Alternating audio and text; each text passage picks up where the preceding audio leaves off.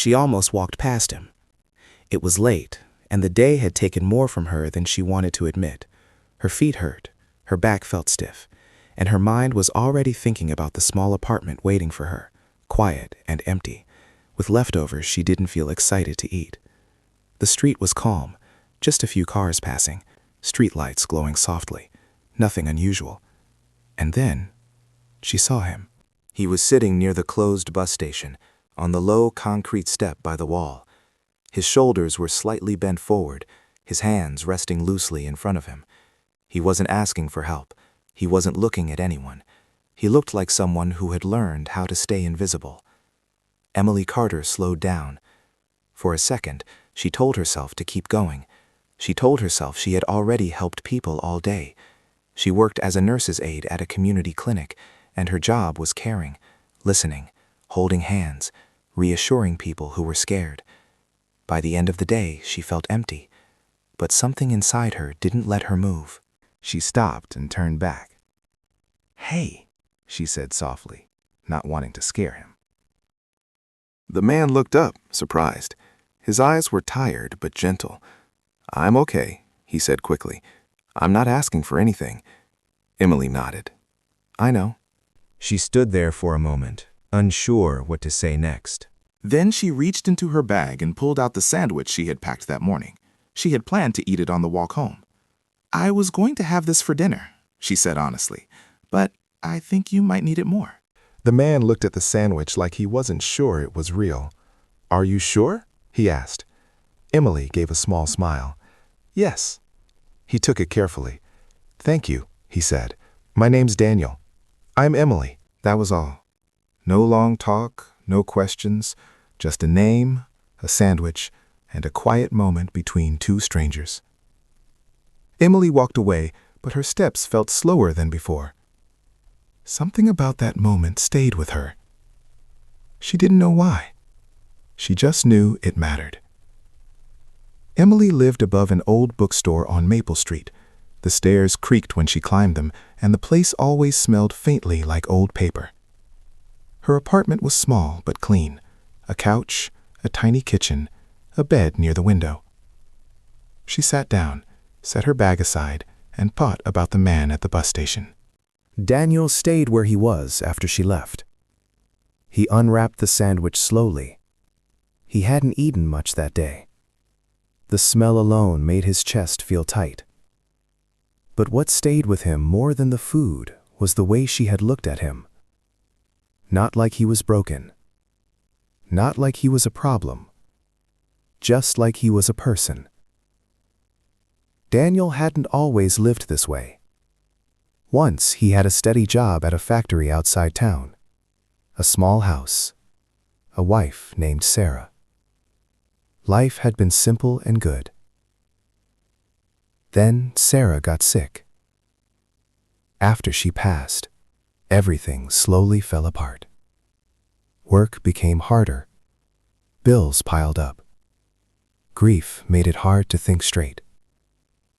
Eventually, there was nowhere left to go. He took a bite of the sandwich and closed his eyes for a second. It had been a long time since anyone noticed him.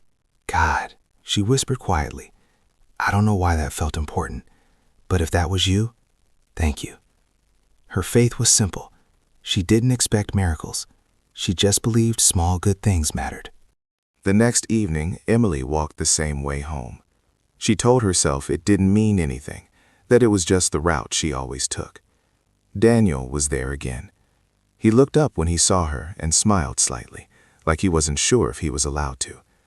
"Hi," he said. "Hi," Emily replied. She handed him a cup of coffee. "You really don't have to keep doing this," Daniel said. Emily shrugged. "I know, but I want to." They sat quietly for a moment. Cars passed. The cold breeze moved through the street. "Can I ask you something?" Daniel said. "Sure. Why did you stop yesterday?" Emily thought about it. "I don't know," she said honestly. "I just felt like I should." Daniel nodded slowly. Sometimes that was enough. When Emily stood to leave, she felt that same quiet feeling again. like the moment was bigger than it looked. She didn't know it yet, but that small choice had already started something new. Not loud, not dramatic, just real. And somewhere beyond what either of them could see, destiny had begun to move. Emily didn't plan to see Daniel again. At least, that's what she told herself. The truth was, the next evening she walked the same route home a little more slowly. Not enough to be obvious, just enough to notice. Daniel was already there, sitting on the same concrete step near the bus station. He wasn't doing anything, just sitting, watching people pass without looking at them. When he saw Emily, he stood up quickly, like he wasn't sure if he was allowed to stay seated. "Hey," he said. "Hey," she replied. There was a small pause, not awkward, just quiet. "I brought you something," Emily said, holding out a paper cup. "It's coffee, nothing fancy." Daniel smiled. "That's more than fancy right now." He took it with both hands, warming his fingers. "You don't have to keep doing this," he said again, not unkindly. "I don't want you to feel like you have to." Emily shook her head. "I don't feel like I have to. I just like checking in." Daniel nodded, accepting that answer. They didn't talk much that night, just a few small things. How cold it was getting, how the buses always ran late, how quiet the town felt after dark. When Emily left, she felt lighter than she had in days. At work the next morning, Emily noticed she was smiling more. One of her coworkers caught it. "You look rested," she said. Emily laughed softly. "I'm really not." Still, something felt different. Later that day, while helping an elderly patient sit up, Emily caught herself thinking about Daniel. She wondered when life had shifted for him, when things stopped working the way they were supposed to. She didn't feel sorry for him. She felt connected. A few days later, Emily's coworker saw her stopping near the bus station again.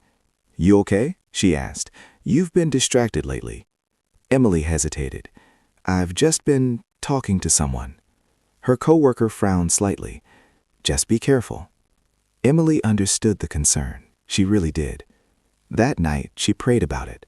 "God," she whispered, sitting on her bed, "if this is foolish, stop me.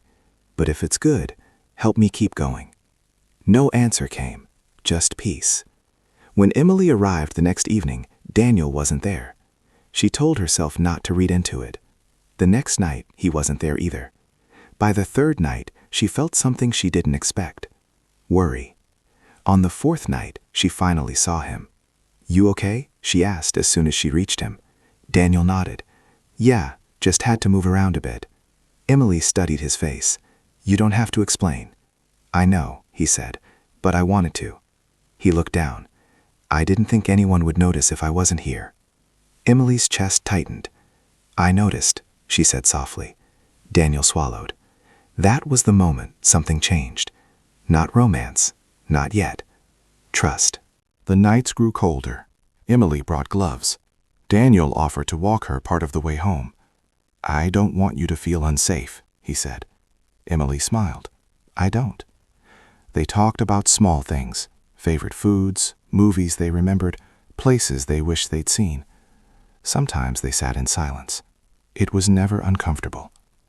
One evening, as Emily stood to leave, Daniel said, "You know, I don't feel invisible when you're here." Emily paused. "That matters," she said.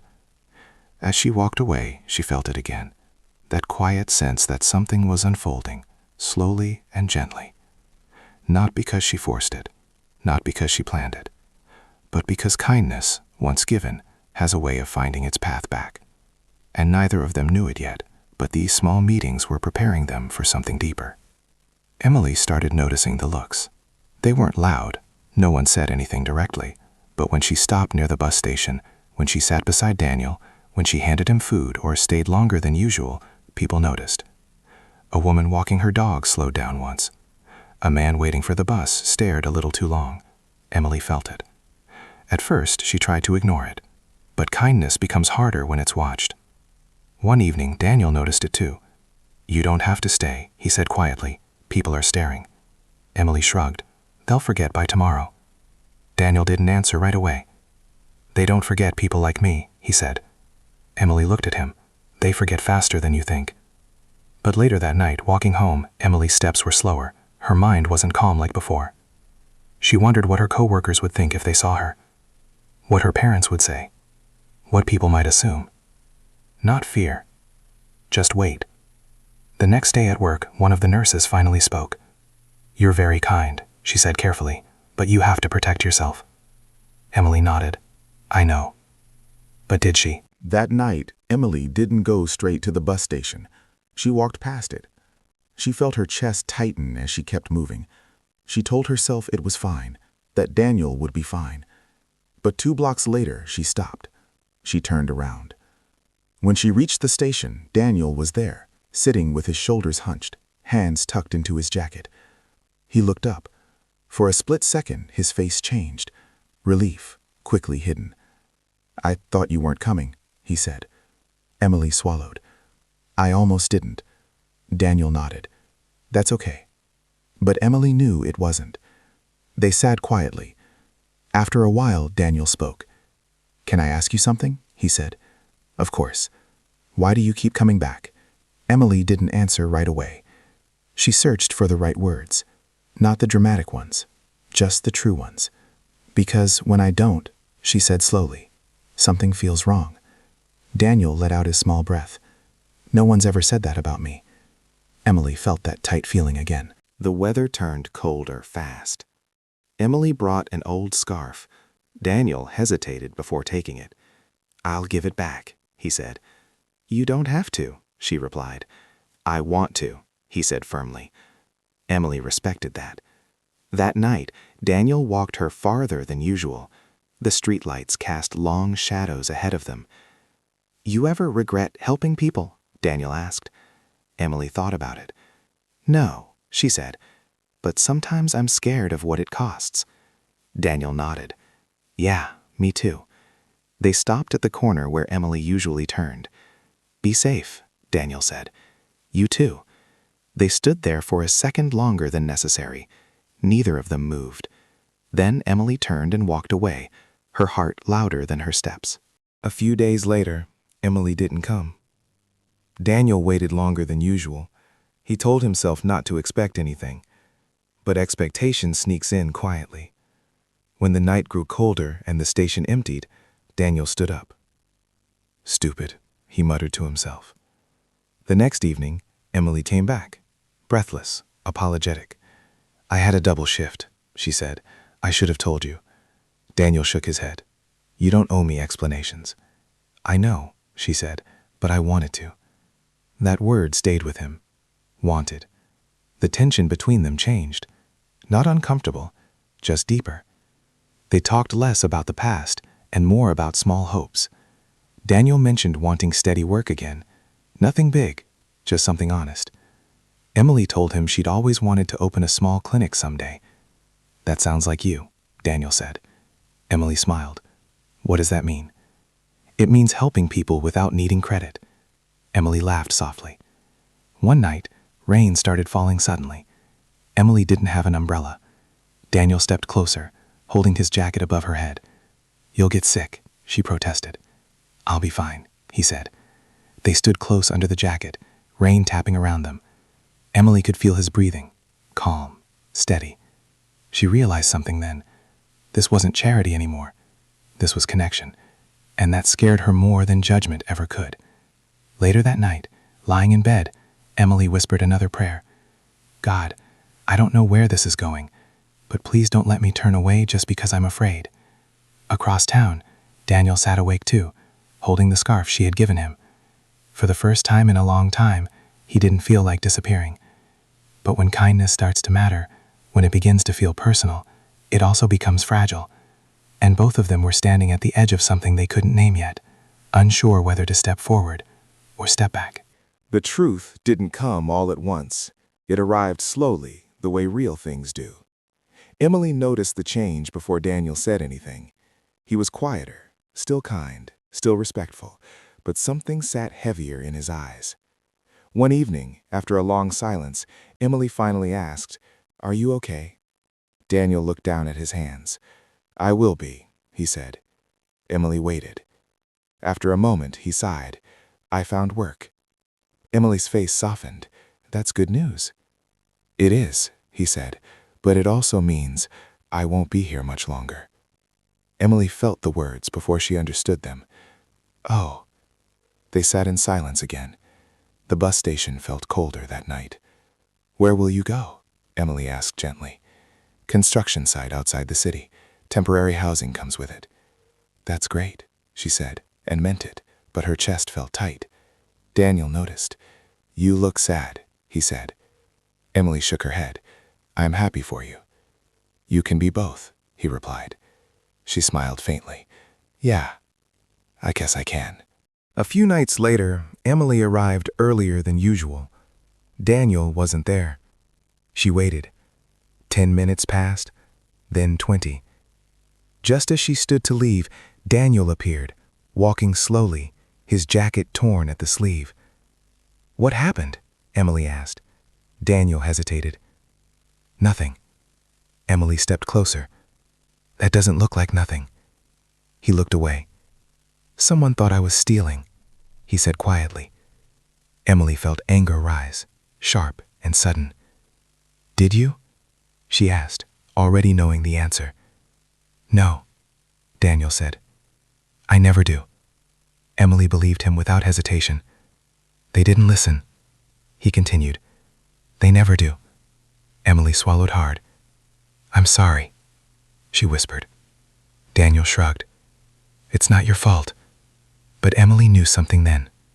Kindness doesn't protect you from pain. It just makes you brave enough to keep going anyway. That night, Emily stayed longer than usual. She didn't rush. She didn't worry about the time. Daniel watched her carefully. "You don't have to do this," he said. "I know," Emily replied. "That's why I'm doing it." Daniel smiled. A real one. As the days passed, Daniel opened up more. Not in big speeches, just pieces. He told her about his childhood, a father who worked too much, a mother who passed too early, mistakes made young, pride that kept him from asking for help. "I didn't lose everything at once," he said. "I let it slip away slowly." Emily listened without judgment. "We all do that sometimes," she said. Daniel looked at her. "You never did." Emily shook her head. "I just hide it better." That made him laugh. One evening, as they walked together, Daniel stopped suddenly. "Emily," he said. "Yes." "I need to tell you something." She waited. "I didn't stay alive for a while because I wanted to," he said quietly. "I stayed because I didn't want to disappoint God again." Emily felt tears sting her eyes. "But then," he continued, "you showed up. And for the first time, staying alive felt like a gift." Emily couldn't speak. She placed her hand gently on his arm. "That wasn't me," she said softly. "That was God reminding you." Daniel nodded. "I think so too." The night before Daniel was supposed to leave, Emily brought a small paper bag. "What's this?" he asked. "Something I wanted you to have." Inside was a simple notebook. "For what?" Daniel asked. "For your thoughts," Emily said, "or prayers, or plans." Daniel ran his thumb along the cover. "No one's ever given me something new before," he said. Emily smiled sadly. "There's a first time for everything." They sat together, not speaking. Neither wanted the moment to end. When it was time to say goodbye, Daniel stood. "I don't know how to thank you," he said. Emily shook her head. "You don't need to." He hesitated, then said, "Can I see you again?" Emily looked up at him. "Yes," she said. "I hope so." Daniel nodded, his eyes shining. Then I'll make sure I'm someone worth coming back for. Emily's voice was steady, but her heart was not. You already are. That night, Emily prayed longer than usual. God, if this is part of your plan, help me trust it. Across the city, Daniel sat in his temporary room, holding the notebook. For the first time in years, he wrote a sentence that felt true. Maybe my life didn't end. Maybe it was just waiting. And somewhere between faith and fear, between kindness and courage, love was quietly learning how to stand. Time passed, but the connection didn't fade. Emily expected it to. She thought once Daniel left the city, the feeling would soften, that life would return to its usual rhythm. Work, home, sleep, repeat. But something stayed. Not loud, not painful, just present. Daniel kept his promise. He wrote. Not every day, not long letters, just simple messages in the notebook Emily had given him. Sometimes only a few lines. Today was hard, but I stayed. I remembered what you said. I think God is still with me. Emily read each line, slowly, carefully, like it mattered, because it did. One evening, after a long shift, Emily came home exhausted. Her feet ached, her head hurt. She dropped her bag by the door and sat on the couch, staring at the wall. Her phone buzzed. A message from Daniel. I'm coming back this weekend, just for a day. Would you like to walk? Emily smiled before she even realized it. Yes, she replied. I would. Saturday arrived quietly. No big plans. No expectations. Emily met Daniel near the river path downtown. He looked different, healthier. His clothes were clean, his posture straighter, but his eyes were the same, thoughtful, gentle, careful. You look good, Emily said. Daniel smiled. So do you. They began walking side by side. The river moved slowly beside them. People passed. Children laughed in the distance. Life continued around them like nothing had changed. But something had. I almost didn't come back, Emily admitted. Emily looked at him. Why? I was afraid, he said honestly. Afraid that what I felt was just because I was broken. Emily stopped walking. She turned to face him. Feeling something real doesn't mean you're weak, she said. It means you're alive. Daniel held her gaze. That's what scared me. Emily smiled softly. It scares me too. They sat on a bench overlooking the water. Silence came easily between them now. I never thanked you properly, Daniel said after a while. Emily shook her head. You've thanked me enough. No, he said, for seeing me. Emily looked away, her eyes filling. You deserve to be seen, she said. Daniel nodded. So do you. He told her about the job, how it was hard but honest, how waking up early gave his days structure, how he started praying again, not asking for things, just listening. I don't know where my life is going, he said, but I don't feel lost anymore. Emily felt warmth in her chest. That's how faith works sometimes, she said. It doesn't give answers, it gives direction. Daniel smiled. You always say things like that. Emily laughed quietly. I work with scared people all day. You learn a few things. As the sun began to lower, Daniel grew quiet. Emily, he said, I need to be careful with this. With what? With us, he said gently. I don't want to take something I'm not ready to hold. Emily appreciated that more than words. I don't need promises, she said. I just need honesty. Daniel nodded slowly. Then let's take this slowly. Emily smiled. I like slow. Before they parted, Daniel reached into his jacket. He pulled out the notebook. I filled the last page, he said. Emily opened it. Written in careful handwriting.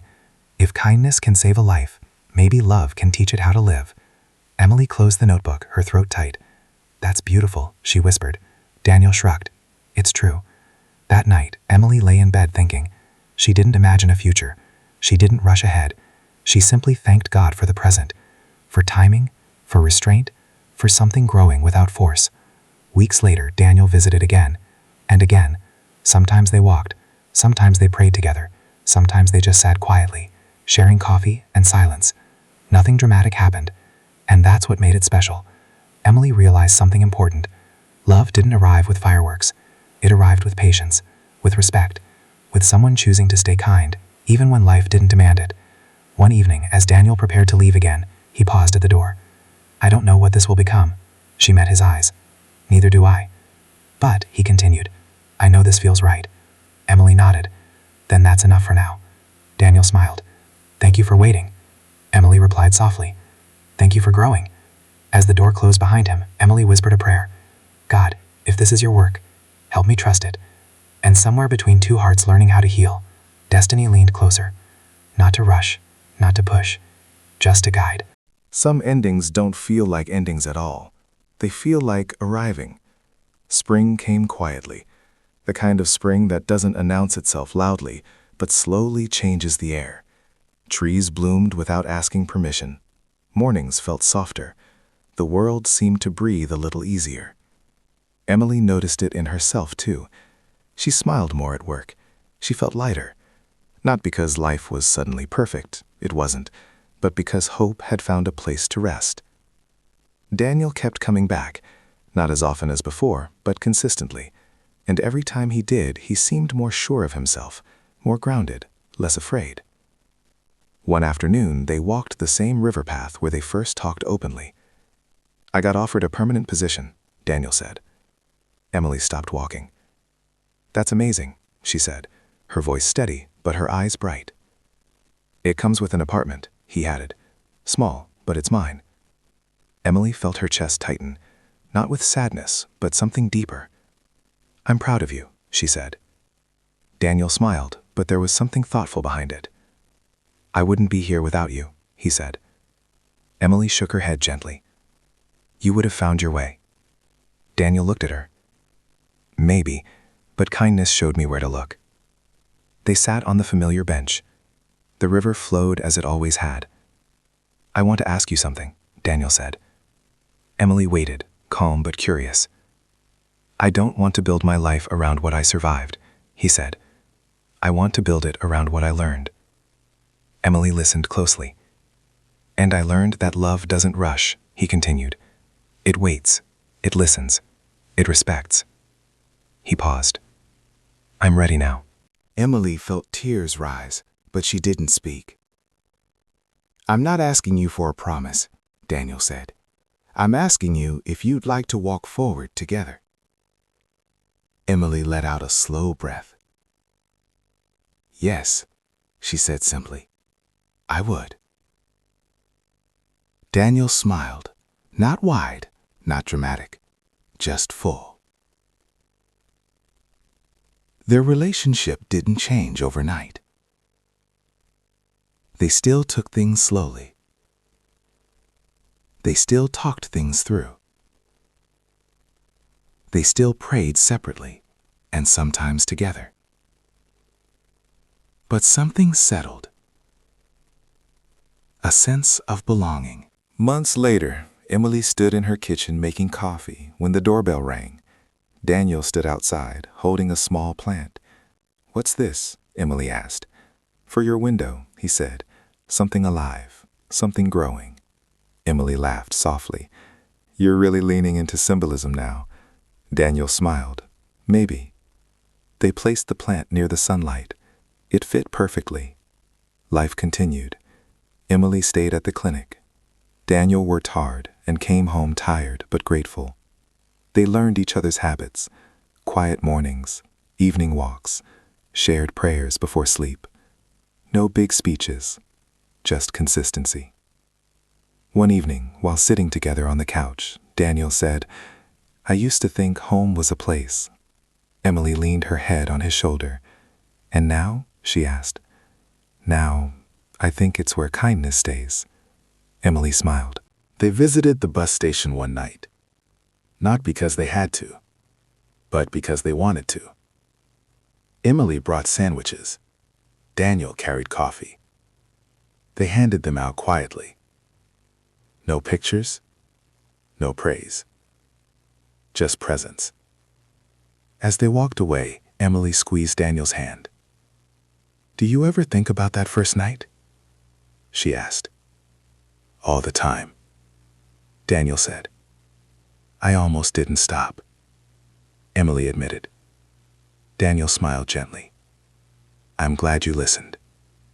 Emily nodded. So am I. Later that night, Emily prayed softly. God, thank you for the way you work, for the small moments, for the quiet miracles. Beside her, Daniel whispered, Amen. Their story wasn't perfect, but it was real and built on something strong. Kindness. Sometimes love doesn't arrive loudly. Sometimes it sits beside you on a cold step. Sometimes it looks like shared bread. Sometimes it waits patiently until both hearts are ready. And sometimes destiny doesn't shout. It simply whispers. Stay kind. Because sometimes the smallest act of kindness can change someone's world. If this story touched your heart, share it with someone who needs hope.